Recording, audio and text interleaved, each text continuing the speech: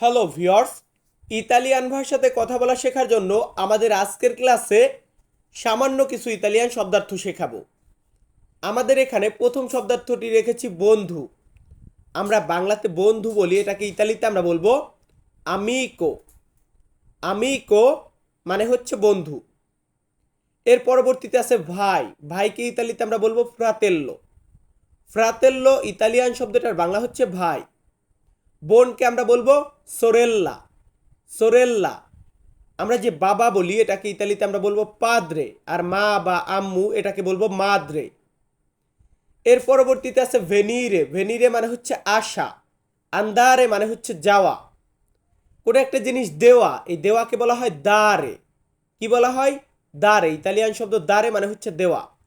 So viewers, আমাদের ভিডিওটি ভালো লাগলে অবশ্যই লাইক কমেন্ট করবেন। ধন্যবাদ।